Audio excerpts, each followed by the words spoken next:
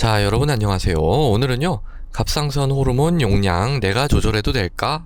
라는 주제로 말씀드리도록 하겠습니다. 여기서 이제 내가 할 때 이 나라는 거는 저예요, 저. 그냥 동네 의사가 조절해도 될까? 이제 그런 주제입니다. 그러니까 뭐 일반적으로 제가 팔로우하는 경우에는 제가 조절을 하죠. 근데 이제 오늘 말씀드릴 케이스는 그런 케이스는 아닙니다. 오늘 오신 이제 환자분은요, 한 50세 정도 되는 여성분이셨고요. 이분이 이제 2010년도에 이제 갑상선 전 절제술을 받았어요. 토탈 사이로이덱토미. 갑상선 암이 있어가지고 이제 전 절제술을 받은 거죠. 받고 나서 이제 갑상선이 없으니까 갑상선 호르몬을 보충을 해줘야 될 거 아니에요. 그래서 이제 신지로이드를 먹고 있었습니다. 신지로이드. 이걸 이제 100마이크로 먹고 있었어요. 가장 기본적인 용량이죠. 아주 일반적인 케이스입니다. 근데 이제 저한테 오게 된 거는 뭐 다른 게 아니고, 이제 제가 정형외과 병원에 있으니까 정형외과에서 아파가지고 이제 좀 입원해서 물리치료 같은 거랑 뭐 통증 조절을 좀 하기로 했어요. 수술하기로 한 건 아니고. 근데 이제 쭉 랩을 하다가 이 갑상선 뭐 이런 게 있다고 하니까 갑상선 검사를 같이 한번 해본 거죠. 그랬더니 어떻게 나왔냐면 TSH가 0.03, 그리고 이제 프리티포가 2.26이 나왔어요. 그리고 이제 T3도 뭐 0.9, 약간씩 높죠. 그러니까 T4는 꽤 높은 거예요. 2.26이면 꽤 높은 거고, 이게 높으니까 이제 피드백으로 해가지고 TSH는 좀 낮게 나왔죠. 그러니까 이 정도면은 사실은 갑상선 호르몬 용량이 조금 과한 거라고 볼 수 있는 거잖아요. 그래서 사실은 이거는 약간 과한가? 이런 생각을 할 수가 있어요. 그래서 이제 저한테 한번 봐달라고 컨설트가 온 건데, 이걸 이제 제가 보고서 그러면 용량을 좀 줄입시다 이렇게 얘기하는 게 맞는 결정일까요? 그러면 과하니까 용량을 줄이자, 이렇게 하면 될까요? 그게 안 된다. 이게 이제 오늘의 이제 주제입니다. 왜냐면은요, 아주 여러 가지 이유가 있는데, 이 갑상선 암을 수술을 했잖아요. 그러니까 막 갑상선이 이렇게 있으면 여기 뭔가 이렇게 암이 있어가지고 이걸 다 드러낸 거예요. 그런데 이제 이 수술을 하고 나서 이게 재발할 수가 있잖아요. 혹시 뭐 조그만한 암이 남아있다. 그러면은 그거를 억제하기 위해서 이 TSH라고 하는 갑상선 자극 호르몬을 조금 낮춥니다. 일부러 얘를 좀 낮게 유지를 하는 거예요. 얘를 낮게 유지하려면 어떻게 해야 돼요? 이 갑상선 호르몬을 좀 많이 먹으면 되겠죠. 이 피드백으로 해서 자극 호르몬은 좀 줄어들 테니까. 이렇게 이제 생각을 해볼 수가 있어요. 근데 이제 이 케이스하고는 조금 맞지가 않은 게, 이분은 2010년도에 수술을 받았으니까 지금이 2021년이니까 1년 이렇게 됐잖아요. 그러니까 이렇게 길게 막 9년, 10년 막 이렇게 넘게 이렇게 갑상선 자극 호르몬을 억제하는 경우, 이런 경우 사실 저는 그렇게 많이 보지는 못한 것 같아요. 그러니까 이거는 이렇게 억제 제가 한다고 말씀드린 거는 좀 초창기에,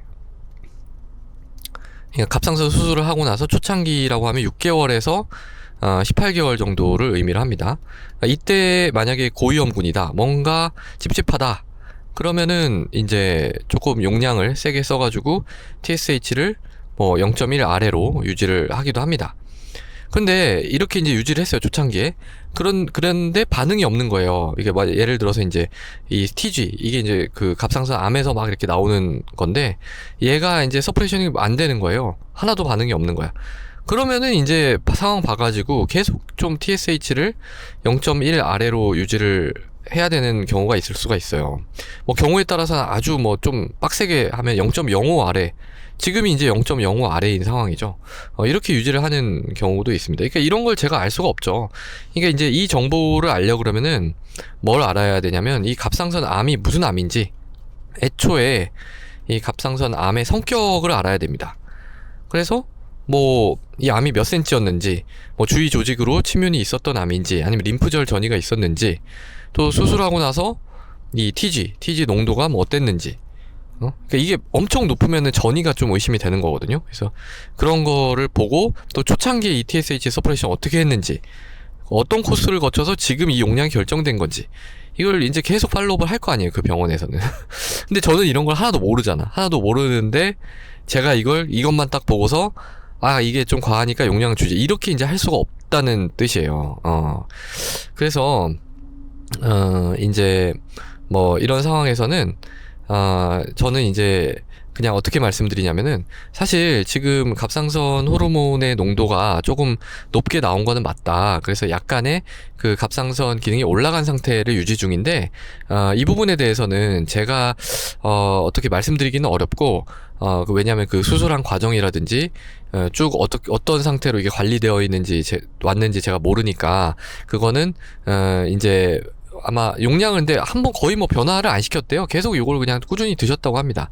그러니까 뭐 특별히 불편한 게 없으시면 좀 보시고, 만약에 이게 좀 찝찝해가지고 계속 좀 상담을 받고 싶다, 그러면 이제 저희 병원에서 한 요 검사 결과지를 가지고 그쪽에 가가지고 요렇게 나왔다고 하는데 이거 괜찮은 건가요? 이렇게 한번 문의 드려볼 수는 있는 거 아니에요. 왜냐면 요건 조금 높게 유지를 하는 거긴 하거든요. 그러면 뭐 다시 한번 검사해보자 해서 다시 검사했는데 뭐 괜찮게 나왔어요. 그러면 일시적으로만 이렇게 또 좀 올라가는 그런 경우도 있을 수 있거든요. 약을 먹는 그 시간에 따라서. 그래서 일단은 그런 식으로 조금 해드렸습니다. 그래서 동네 병원 의사가 이렇게 좀 모든 거를 다 이렇게 해결해 드릴 수 있으면 좋겠지만, 현실적으로 그러지 못하는 게 많아요. 저는 또 특히 좀 조심스러운 부분이 많은 의사라서, 이런 게 있으면은 제가 뭔가를 이렇게 건드리는 것보다는 뭔가 이 환자의 스토리를 잘 알고 있는 그런 분께 조금 의뢰를 드리거나 맡기는 그런 경향이 있습니다.